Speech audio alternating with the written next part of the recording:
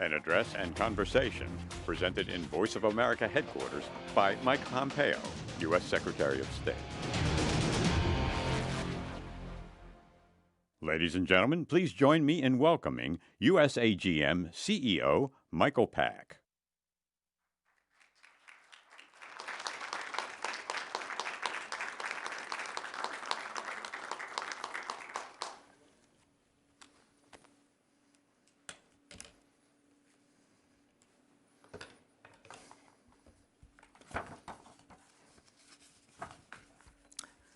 Hello, and welcome to everyone joining us live, both in person and virtually all over the world. I am Michael Pack, the Chief Executive Officer of the U.S. Agency for Global Media, which is the federal government entity that manages and oversees U.S. civilian international broadcasting. Now, unfortunately, as many of you abroad know all too well, there are regimes bent on preventing people from accessing objective news and information. To keep power, they manufacture and propagate false realities, seeking to control thought and belief and ultimately action. Let me be clear. This behavior is an affront to the universal right of freedom of expression, a right to which every single person is entitled by virtue of being a human being.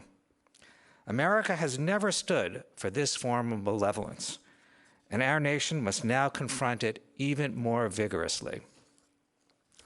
Indeed, as the adversaries of liberty and democracy double down on producing and distributing disinformation, America must reassert itself in the new global war of ideas. To do that, we need to more robustly promote and explain our principles to the world. Fortunately, since 1942, we have had an excellent platform to do exactly that. That platform, of course, is Voice of America. Today, here at the headquarters of Voice of America in Washington, D.C., we are tremendously honored to host this very special event featuring the 70th U.S. Secretary of State, Michael R. Pompeo. To further introduce the Secretary, I'd like to turn the podium over to the Director of the Voice of America, Robert R. Riley. Thank you, and please enjoy the event.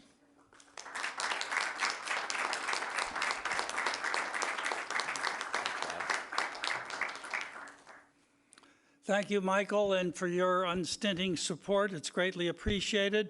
Welcome, everyone. I want to begin by thanking a few people who worked so hard to make this event a success. I begin with Eduardo Kaczkowski, who's the Director of Studio and Production Operations here at VOA, and his very hardworking team who, under the added difficulties of the COVID restrictions, worked so hard to get this job done. I want to thank John Lippman, the Deputy Programming Director, with his daily meetings for shepherding this all through and pulling it together, and most especially the Deputy VOA Director, Beth Robbins, for all the hard work she has done. Now, it's a pleasure to introduce a man who needs no introduction. I think I can do it with two words. They are Renaissance man. Why? Well, briefly, at the U.S. Military Academy at West Point, first in his class. A career Army officer, armor officer in West Germany. In an armored cavalry unit, he helped protect Western Europe against what Ronald Reagan had called the evil empire. Now, Ronald Reagan was known for saying some other things. He was very fond of saying there's nothing better for the inside of a man than the outside of a horse. It's been a long time since we've had horse cavalry, but with a little twisted emphasis on what he said, I've heard that the Secretary is occasionally heard to say, life is always better in an M1 tank. Well, after his military career, Mr. Pompeo went on to Harvard Law School, where he excelled with the Harvard Law Review. After law school, he went to Kansas and began a successful business career. He founded Thayer Aerospace, where he served as CEO for more than a decade. He later became president of Century International. From thence, he ran for Congress successfully in the 4th District of Kansas. And even as a freshman congressman, he had an outsized influence due to the depth of his knowledge on foreign policy and intelligence issues and his powers of persuasion. He was in his 4th term when the president called upon him to take upon himself the role of the director of the Central Intelligence Agency. And then in 2018, he was sworn in as the Secretary of State. Now, he's done all this while still being, at least from my perspective, still a young man. So we can expect much more from Secretary of State Mike Pompeo. I am so grateful for his honoring VOA with his presence today. Secretary Pompeo.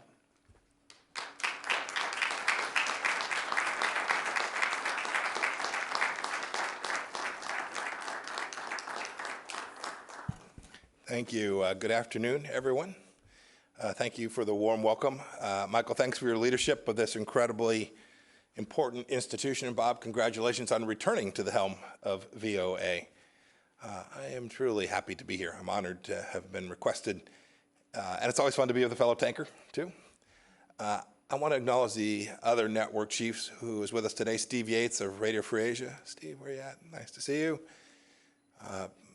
And a note of appreciation, too, to the Voice of American journalist staff and to all those watching and listening. I've sat down for interviews with many of you in the far corners of the world. They have always been a joy. And speaking of which, too, I understand that this speech is being broadcast on TV, radio, on your website, social media, in more than 40 languages. Hats off to the translators. I have no idea how anyone can translate my talking into Uzbek this quickly. That guy or gal deserves a bonus, Bob. It's great to have this opportunity. I've been following the work of Voice of America for decades. And as Bob just mentioned, I started my career as an Army officer, patrolling the Iron Curtain, freedom's frontier. In the 1980s, I couldn't cross into East Germany. I was serving in a little town called Binlock. West Germans couldn't cross either. But your broadcast, Voice of America broadcast, could. Millions of men and women whose names we'll never know listen to you, often at their own peril. Their governments dealt only in lies and propaganda, but VOA's listeners wanted the truth, and that's what you gave them. VOA's very first broadcast in 1942 that Bob referred to began with the Battle Hymn of the Republic, along with this pledge, quote, "The news may be good, the news may be bad, but we'll tell you the truth." I love that. I always told my son, I told the story before when he was growing up, I said, work hard, keep your faith, and tell the truth. He mostly followed my advice. And it has served him and many of you I know well. Your mandate here at Voice of America is unambiguous: to be accurate, objective, and comprehensive, and to represent America. The mission of US AGM is to inform, engage, and connect people around the world in support of freedom and democracy. That's because expanding freedom and democracy are what America has always been about. You're the voice of American exceptionalism. We should be proud of that. The world needs VOA's clarion call for freedom, now more than ever. I hear it wherever I go. That's what I wanted to talk about today. I tell audiences about American exceptionalism wherever and whenever I can, because it's true and because it's important. America is good and great, and everyone who truly grabs our founding understands this. Michael and Bob have made studying this history their life's work. Many of you have made it your life's mission too. That's why you work here at Voice of America. We were indeed the first nation founded on the central belief that all human beings are endowed with certain unalienable rights, and the governments are instituted to secure those God-given rights. We have always striven for a more perfect union. And goodness knows we don't always get it right. Therefore, we need both pride and humility about our past and our present. We need the truth. But it's very clear that when Americans have united around our founding values, be it in Philadelphia, at Gettysburg, at Seneca Falls, or during Martin Luther King's March on Washington, we've made good on our founding promise time and time again. Now, our adversaries try and claim otherwise. When the Chinese Communist Party attempted to exploit the tragic death of George Floyd to claim their authoritarian system was somehow superior to ours, I issued a statement which read in part, quote, "During the best of times, the People's Republic of China ruthlessly imposes communism. But amid the most difficult challenge, the United States secures freedom. There is no moral equivalence. This is a self-evident truth.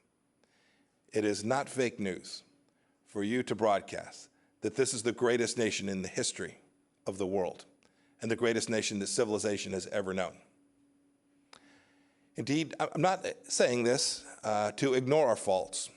Indeed, just the opposite. It is to acknowledge them.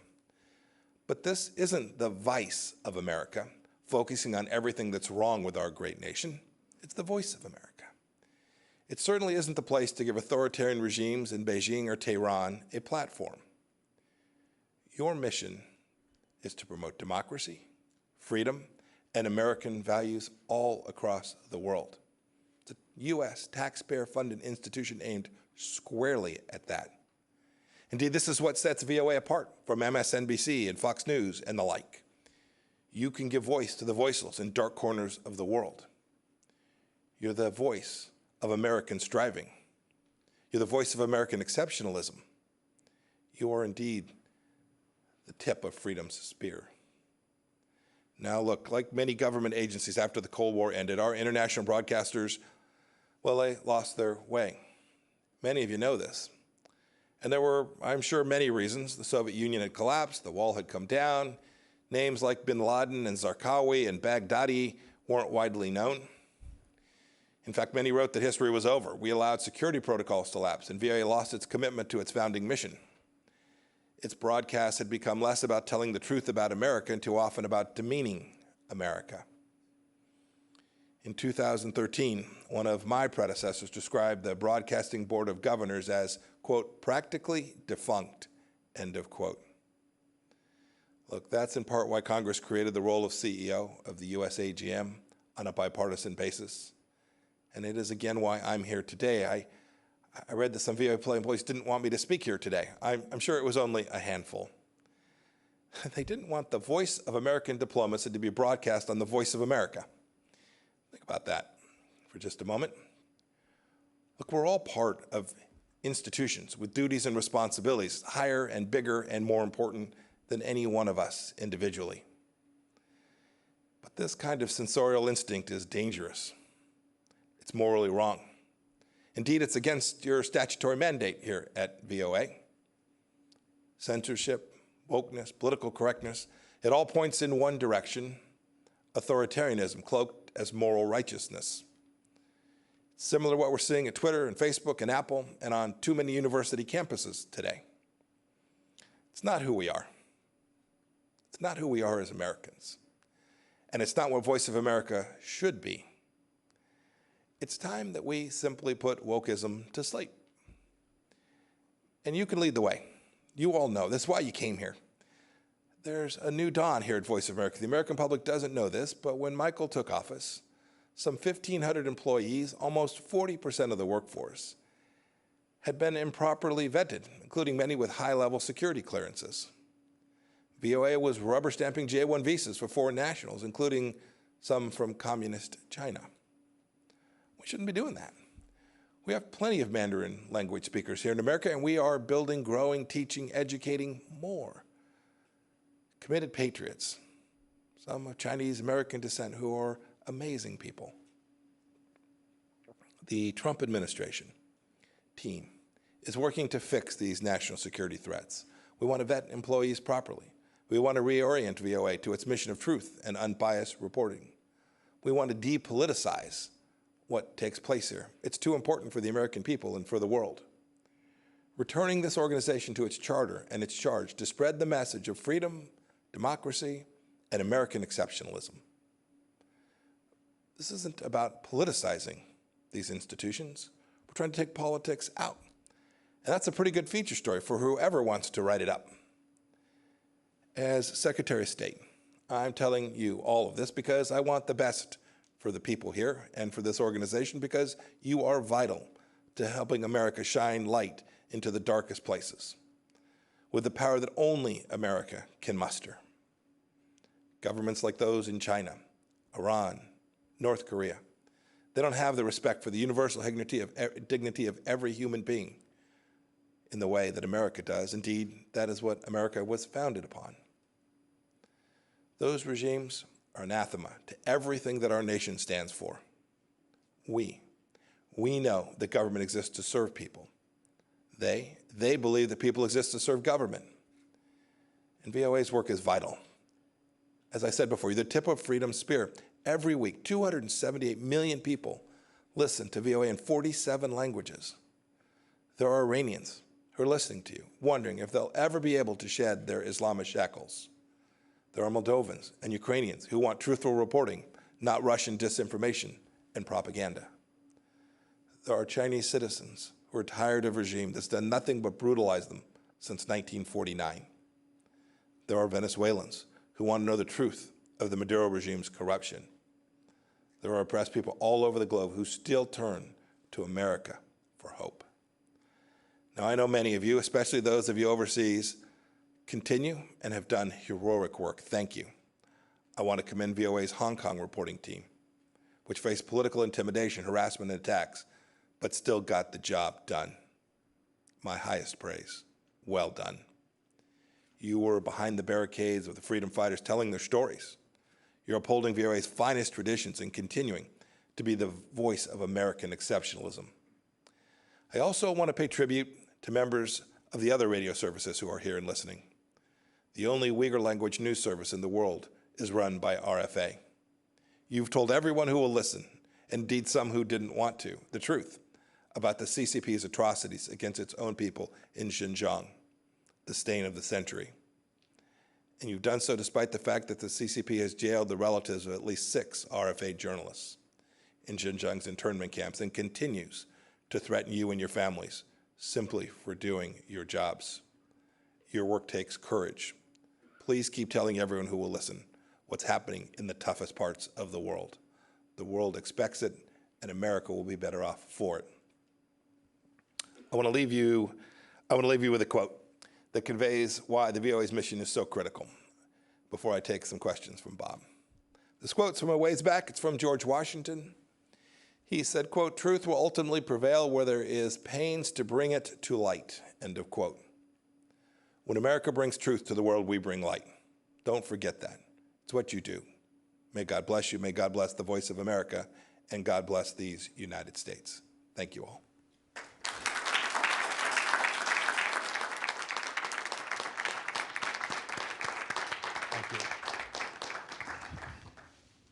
Thank you, Mr. Secretary. Some of the questions I have for you were fielded from our division directors who wanted to also have their input to get you to answer some of these. But let me begin with this one. This isn't a commercial media. We can afford to tell the full truth about America and the amplitude of American life and all of its facets. In your many travels in your recent years, what would you adjudge as those parts of America that are least known by foreign audiences that we need to tell them about? Yeah, you know, it's a really good question. If I have a chance in a moment where we are away from the formal business of the day, I'll often ask ambassadors or foreign ministers, when were you last in the States? What'd you do? Where'd you go see? The answer is almost always, I went to New York, I went to Washington, I went to San Francisco, or I went to Los Angeles.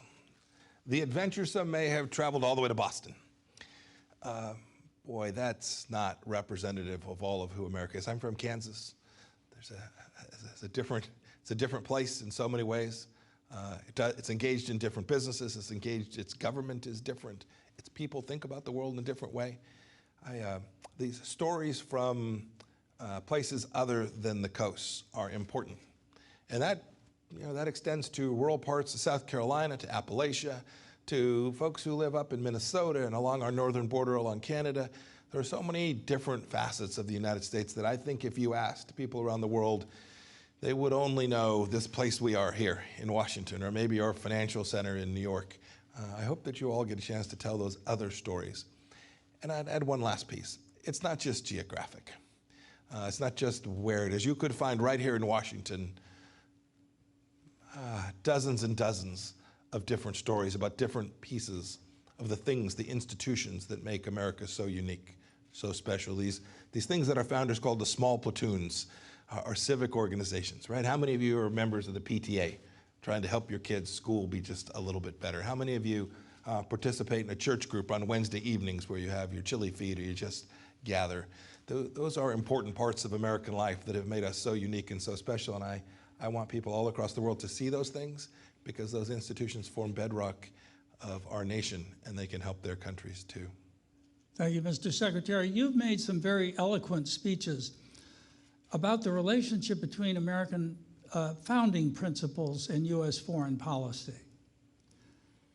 How would you prioritize those fundamental rights, some of which you referred to in your remarks, when you, with the limited time with foreign heads of state, want to have a clear message? You've been very forthright on freedom of religion, freedom of the press, freedom of... How do you prioritize those, or is the prioritization custom made for the country you're addressing? Bob, it certainly does vary by where you are and the situation that you find that government, and frankly, the traditions of that country. The Unalienable Rights Commission, led by Professor Marion Glendon and Peter Berkowitz at the State Department, it's a great report. It's 50 pages. I'd urge you to go read it. You'll agree with some of it, some you may not. But what it tried to do was to take this human rights project from the 20th century that has just fallen away. It lost its capacity to understand the things that were contained in our founding about how human rights are formed. It had moved away even from the Universal Declaration of Human Rights. And what I wanted to do in that was to reground American foreign policy and how we thought about human rights. And I think the report captures it pretty well. Your point about religious freedom and the capacity to speak freely, two core rights that if a nation gets it wrong, it will be less secure, it will be less prosperous, its people will be less whole. And so we've spent a lot of time talking about those issues around the world. We've made progress in certain places, other places we've not, but it's important that American leaders, not only the Secretary of State, but all of us, acknowledge those shortcomings when we speak with foreign leaders and get them headed in a better direction for their people. I'm proud of the work we've done in this regard. These principles matter. Their execution and implementation is complex because foreign policy always is. There are competing priorities. But America can never walk away from those central principles and understandings. And we know the difference between rights-respecting countries and those that aren't. And we have an obligation to call each of them precisely what they are. Now, as you well know, we're at the cusp of a change in administrations. On certain foreign policy issues, there seems to have formed a bipartisan consensus. For instance, perhaps China, on both sides of the aisle, is seen as the principal challenge to the United States today. Are there others? North Korea, Venezuela, Iran? On which of these do you expect some continuity with the new administration, and where do you perhaps see what may come as the biggest changes? Look, it's an important question. Leaders always want to understand that when you make a commitment to them that it will survive. We have elections every 2 years here, federal elections. We have presidential elections every 4 years. Look, your point about the threat from the Chinese Communist Party, I think, is right. President Trump rightly identified this when he started campaigning back in 2015 as the singular threat to the centrality of Western thought in the world, the idea that we're going to have a rules-based system that respected property rights and human dignity. China is singular in the threat it poses to those things. And I do think there's a consensus there. I've worked with Democrats on many important issues, on issues in Hong Kong and issues, as I referred to the Uyghurs in Xinjiang and the atrocities taking place there. So I do hope that stays the same. I hope, too, even in the Middle East, even where the previous administration had a different approach with respect to the Islamic Republic of Iran, it's not 2015. What has taken place in the Middle East in these last 4 years, whether that's the efforts we have put to constrain the theocracy, the kleptocrats in charge in Iran, the work we have done with the Abraham Accords, the work that we've done to recognize the fundamental understandings of Israel as a nation that has a right to exist, and its capital is in Jerusalem. It is the home of the Jewish people there. Those are things that I believe will be lasting, because I think the people of those nations want them to last, and I hope that the next administration will continue to build on them in a way that continues to build out peace and prosperity among all the nations in the Middle East. I'm hopeful that that will take place. I noticed over the weekend you signed a joint declaration with 4 other foreign ministers, Australia, UK, New Zealand, regarding the recent arrests in Hong Kong. You also removed the restraints on high-level diplomatic contacts between the United States and Taiwan, and apparently the U.S. ambassador to the UN will be in Taiwan soon. What do you expect to accomplish with this flurry? Yeah, well, you know, flurry, I find funny. I should have chosen another word. But no, I get it. Look, I wish these things had been done a long time ago. These weren't rushed. These were considered efforts that we made, and they're an important part of the strategy that we've laid out with respect to how to protect and preserve American freedoms vis the challenge that the Chinese Communist Party presents. Look, one of the core problems, I gave some remarks where I talked about China and said, no matter what it is they say, we must distrust and verify. And you referred to the arrest of these some 50 people in Hong Kong. The Chinese Communist Party made a promise to the people of Hong Kong, and they walked away from it.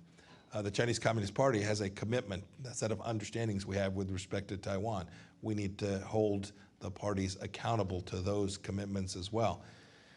The Chinese Communist Party promised President Obama they wouldn't arm the islands in the South China Sea, and they turned around and did it, and there was almost no cost imposed. We have attempted to deliver a clear understanding of the requirements that we have for the Chinese Communist Party and how it should behave, that aren't, frankly, very different from what we expect of any nation with respect to how they interact with the United States. And we do that because we have a responsibility to preserve and protect security and prosperity for the American people. Our policy with respect to the Chinese Communist Party has furthered that, and this will be a long challenge.